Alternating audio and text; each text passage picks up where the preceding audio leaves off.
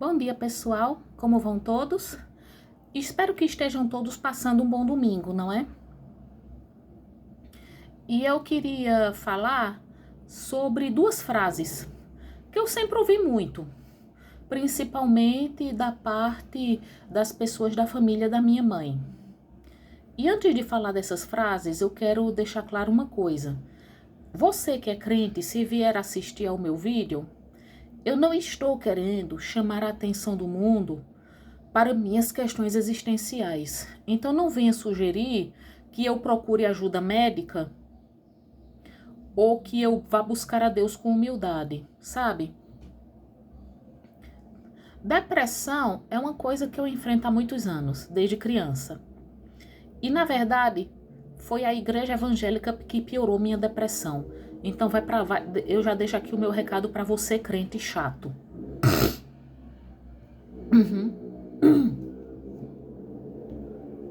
Então vamos lá, porque eu não pretendo fazer um vídeo longo, pessoal. Assim, analisar duas frases que, assim, quando ditas, elas parecem ter as melhores intenções, mas elas são altamente perigosas, né? Eu já falei muito, né, sobre por que o argumento de que Deus tem o tempo certo para tudo não faz sentido. O argumento do livramento de Deus não faz sentido, né? Também.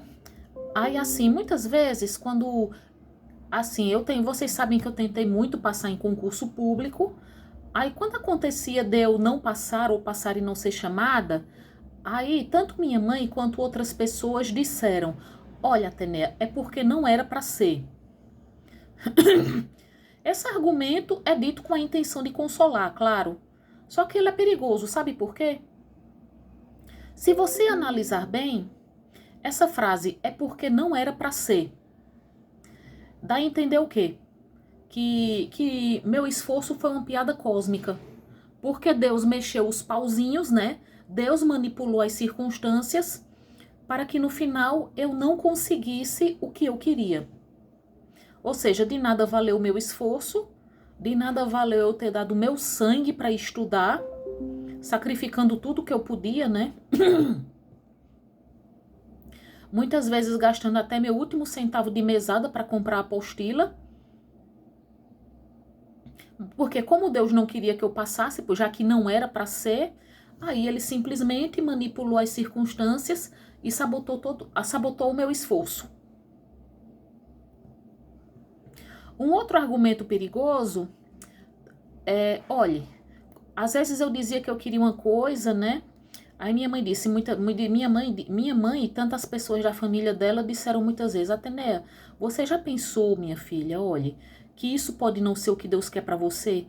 Aí eu dizia: "Mãe, como é que eu vou saber o que Deus quer ou não para mim?" Ela disse: "Atenea, você não sabe o que é o melhor para você, mas Deus sabe." Isso pode ser dito, né? Eu não posso dizer qual era a intenção dela. Mas partindo do princípio de que as pessoas, quando nos dizem isso, têm as melhores intenções, é um argumento perigoso também, sabe por quê? Dá a entender o seguinte, que você não é capaz de saber o que é melhor para você, né? Tá certo que todos nós fazemos escolhas erradas, eu fiz as minhas escolhas erradas, todo mundo faz, né? Tá certo que nós fazemos escolhas erradas e é por isso que temos que ouvir pessoas mais experientes, mas a gente não vai ter os nossos pais a vida inteira para nos dizer o que fazer. E a gente também não pode passar nossa vida com os outros dizendo o que é para nós fazermos. Temos que fazer nossas escolhas, né? Assim, é vivendo e aprendendo. Todos nós temos que nos arriscar a errar. A gente realmente não sabe o que é o melhor pra gente muitas vezes. A gente não sabe. Mas é por isso mesmo que a gente tem que se arriscar. Por que é que você namora? Você vai namorando, aprendendo a conhecer pessoas, adquirindo experiência, né? Aí, assim, no final, você conhece aquela pessoa, namora por algum tempo, aí você supõe que aquela pessoa vai ser boa para você, que vocês vão construir uma vida juntos. Claro que pode acontecer de não dar certo. Aí o que acontece? Você se separa e depois tenta um outro relacionamento. Assim é a vida. É tentativa e erro, é vivendo e aprendendo. Muitas vezes, realmente, a gente não sabe o que é melhor pra gente, mas a gente tem que viver nossa vida. Correr o risco de cometer erros pra gente mesmo saber. A gente não pode... Uma vez assim, quando eu estava reclamando por meus pais terem me obrigado a fazer outro curso, aí várias pessoas diziam, mulher, ouça seus pais, você tem que ouvir seus pais, faça o que seus pais dizem para você fazer. Eu disse, olha, eu já sou adulta, eu não vou ter meus pais aqui a vida inteira, dizendo para mim o que é para eu fazer. Não vou. Um outro argumento que a gente ouve muito, e muita gente já comentou aqui no meu vídeo, muito evangélico, e disse para eu ler a história de Jó para entender a questão do propósito divino, né? Ler a história de Jó, ler a história de José. A história de Jó, eu já falei muito, né, sobre a questão do sadismo divino, mas há vários exemplos na vida real que mostram que refutam toda a história de Jó, de que, assim, tudo que ele sofreu foi para um propósito maior, não é? Todo mundo que nos sugere ler a história de Jó é para dizer que tudo que a gente sofre é para um propósito maior. Querem a prova maior de que no final a moral daquela história é totalmente idiota? Vários são os exemplos na vida real de pessoas que sofrem para nada. Eu posso falar de Bernardo Boldrini. O menino sofria abandono afetivo da parte dos pais, procurou o conselho tutelar, né? Queria morar com a avó porque era tratado mal pelo pai e pela madrasta. Ele chegou, né? Foi procurar um juiz, mas o juiz deu uma nova chance para o pai dele. E o que aconteceu foi que o menino morreu. Em suma, tudo que o menino sofreu foi para nada, para morrer com 11 anos de idade. Quando acharam o corpo, já estava em avançado estado de decomposição. Anne Frank. A história de vida dela é uma história admirável. Ela passou um tempo escondida dos nazistas, mas morreu num campo de concentração. Por mais que assim a história dela seja uma história de resiliência, por mais que com certeza ela tenha sido corajosa quando foi mandada pro campo de concentração, infelizmente, é com muito pesar que eu digo que o que ela sofreu foi para nada. Tudo que ela sofreu foi para nada, não foi para nenhum propósito maior. Podemos falar também de Olga Benário Prestes, a mulher de Luiz Carlos Prestes. Eu li a biografia dela, né, escrita por Fernando Moraes. Ela foi uma mulher de grande coragem, foi uma heroína. Mas, morreu.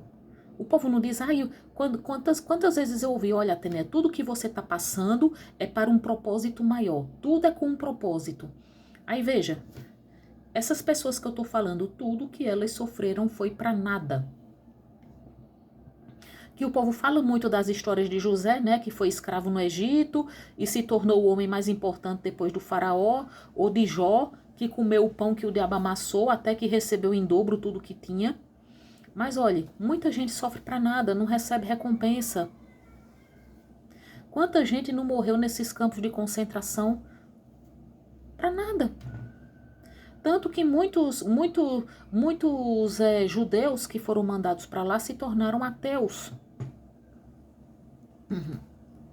A questão do livramento divino também é outra que, se você analisar bem, você pegar qualquer caso concreto, você refuta na hora, né? Assim que minha mãe disse, olha, Tênia, será que você solteira não é Deus lhe poupando, não? Para você não sofrer com um marido ruim, com filhos ruins? Eu posso dizer, vamos fazer uma pergunta. Não teria sido melhor Deus ter feito com que a mãe de Bernardo Boldrini não tivesse casado com o pai dele? Porque com certeza ela não era feliz com o marido porque ela cometeu suicídio, né? Não teria sido melhor Deus ter impedido os Mamonas Assassinas de chegar ao sucesso? Hoje seriam o quê? Seriam homens normais, maduros, pais de família, né? Seriam homens normais, maduros, pais de família, morreram há 29 anos, né? 29 anos. Há 29 anos eles morreram, né? Lutaram, conseguiram chegar ao sucesso, mas não viveram tempo suficiente nem para desfrutar desse sucesso. Não teria sido melhor Deus ter impedido que eles fizessem sucesso? Hoje eles estariam vivos, né? Seriam homens maduros, pais de família com empregos normais. Enfim, fica aqui dado o recado. Bom dia a todos.